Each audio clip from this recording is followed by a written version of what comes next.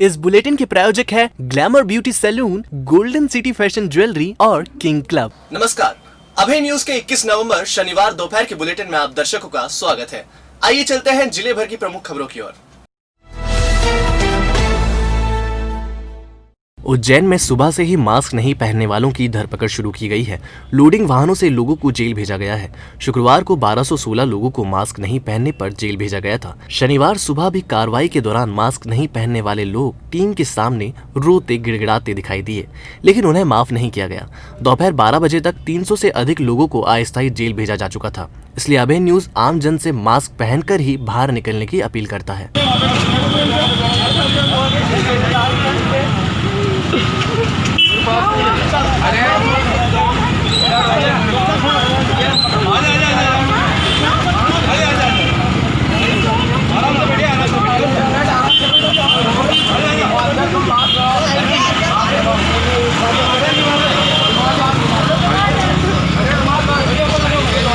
जिला मुख्यालय के बाद जिले की सभी तहसीलों में मास्क नहीं पहनने वालों के खिलाफ मुहिम छेड़ दी गई है। खाचरोद तहसील में भी मास्क नहीं पहनने वालों की धरपकड़ शुरू हो गई है। खाचरोद एसडीएम पुरुषोत्तम कुमार के आदेश के बाद ये मुहिम शुरू की गई, जिसके तहत सुबह 6 बजे से ही नगर निगम का अमला सड़कों पर दिखा और मास्क नहीं पहनने वालों पर जुर्माना कार्रवाई की गई। इसके साथ ही नियमों का उल्लंघन करने वाले लोगों को जेल भेजने की कार्रवाई भी की जाएगी, जिसके लिए अस्थायी जेल बनाई गई है।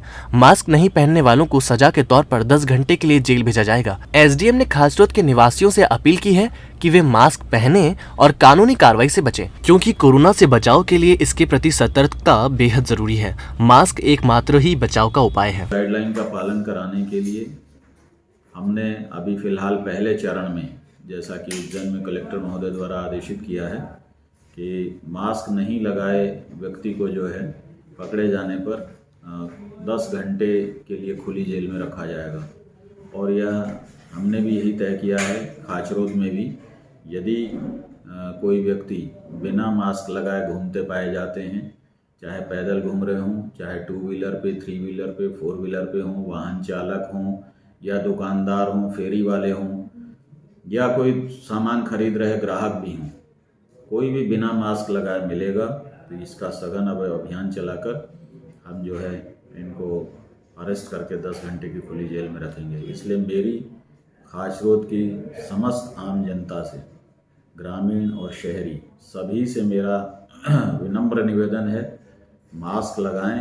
मास्क ही आज के समय में अभी वैक्सीन है और यही एकमात्र उपाय है कोरोना से बचने के लिए। तराना तहसील में भी लोगों को जागरूक करने के लिए अभियान की शुरुआत कर दी गई है, जिसके तहत नगर निगम की टीम आम जन को कोरोना से बचाव के लिए आवश्यक दिशा निर्देश की मुनादी करवा रही है। आम जन को मास्क पहनकर ही घरों से बाहर निकलने और बगैर काम से कहीं नहीं जाने की सलाह दी जा रही है। सुरक्षा की दृष्टि को ध्यान में रखते हुए मास्क लगाना अनिवार्य है। मास्क न लगाने पर उचित कार्रवाई की जाएगी। आज्ञा से कलेक्टर महोदय, उज्जैन, तराना। तराना में संचालित शासकीय उच्चतर माध्यमिक विद्यालय में कक्षा 9वीं से 12वीं तक के परीक्षा रिवीजन टेस्ट का आयोजन किया जा रहा है। इस दौरान कोरोना गाइडलाइन का पालन कर टेस्ट परीक्षा आयोजित की जा रही है। परीक्षा के दौरान छात्राओं का बगैर मास्क के प्रवेश पर प्रतिबंध है। साथ ही सोशल डिस्टेंसिंग के आधार पर उनकी बैठक व्यवस्था की गई है। कक्षा 10वीं और 12वीं के 11वीं, 9वीं, 12वीं सभी कक्षाओं की परीक्षाएं रिवीजन टेस्ट पेपर संपन्न हो रहा है। बच्चियों को सैनिटाइजर के द्वारा सैनिटाइजर लगाया जाता है, साथ ही उनको मास्क भी वितरित किए गए हैं और जो दूरी के नियम है उसका पालन करा जा रहा है। माता पिता के साथ चचेरी बहन के ससुराल से लौट रही युवती की दुर्घटना में मौत हो गई है। पवासा निवासी आनंद मालवीय पत्नी और 16 साल की बेटी निशा के साथ गमी के भतीजी के ससुराल में गमी के कार्यक्रम में शामिल होने के लिए विजयगंज मंडी गए थे। शाम को लौटते वक्त सांची दूध डेयरी के पास पीछे से आ रही बोलेरो ने उन्हें टक्कर मार दी, जिसमें निशा गंभीर रूप से घायल हो गई। जिला अस्पताल में इलाज के दौरान उसने दम तोड़ दिया। परिजनों का आरोप है कि अस्पताल में उसे ठीक ढंग से इलाज नहीं मिला, जिसके चलते उसकी मौत हुई है। और एकदम अचानक ही बोलेरो आई कम से 80 से 100 की स्पीड में और साइड क्लास से ठोक दिया और साइड हाथ और पाँव फ्रैक्चर हो गया। हाँ, उसके बाद जिला अस्पताल लेकर आए, जिला चिकित्सालय, यहाँ पे एडमिट करा। अस्पताल में इलाज नहीं मिल पाया सही समय पे, उसको समय पे इलाज नहीं मिल पाया।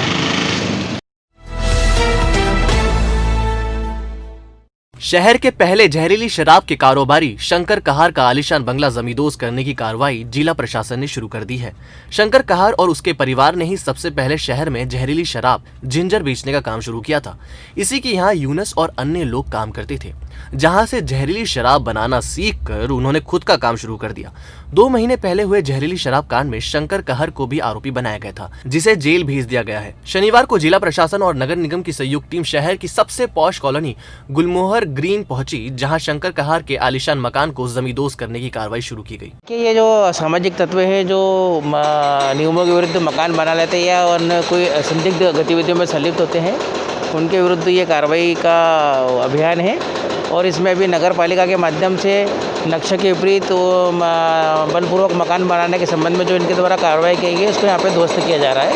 ये उसी संबंध में कार्रवाई है। इसी प्रकार बेगम बाग के नाले के समीप हिस्ट्री शीटर बदमाश अन्ना उर्फ तोतला के अवैध 2 मंजिला मकान को तोड़ने की कार्रवाई नगर निगम द्वारा की गई। इस दौरान बड़ी संख्या में पुलिस बल मौजूद रहा। अन्ना उर्फ तोतला पर हत्या का प्रयास, दुष्कर्म, हफ्ता वसूली सहित अन्य 30 से ज्यादा गंभीर अपराध दर्ज हैं, जिसके चलते जिला प्रशासन की टीम ने गुंडे के अवैध मकान को तोड़ने के निर्देश जारी किए थे। ये अन्ना उर्फ तोतला निवासी महाकाल थाना क्षेत्र, इसके लगभग 30 से ज्यादा अपराध है, जिसमें कई गंभीर अपराध हैं। आज इसके अवैध निर्माण को नगर निगम टीम द्वारा ध्वस्त किया जा रहा है, जिसमें पुलिस और प्रशासन संयुक्त रूप से तैनात है। 2 दिन पहले अहाते में दम तोड़ने वाले युवक की पहचान हो गई है। युवक की पहचान पिंगलेश्वर निवासी 26 वर्षीय संदीप मालवीय के रूप में हुई है। युवक की शादी नहीं हुई थी। वह 19 नवंबर की दोपहर में भैरू नाला किसी काम से जाने का बोलकर निकला था, लेकिन वापस नहीं लौटा। 19 नवंबर की शाम को युवक की पवासा स्थित कलाली के अहाते में शराब पीते पीते अचानक मौत हो गई थी। 20 नवंबर को परिजन गुमशुदगी दर्ज करवाने थाने पहुंचे, जिसके आधार पर युवक की पहचान की गई। शनिवार सुबह युवक के शव को पीएम के बाद परिजनों को सौंप दिया गया। मामले में पवासा थाना पुलिस जांच कर रही है। तो आपने देखी जिले भर की प्रमुख खबरें।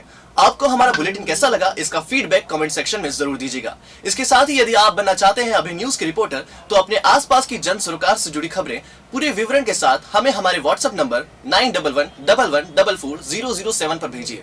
कल फिर मिलेंगे नए बुलेटिन के साथ। नमस्कार।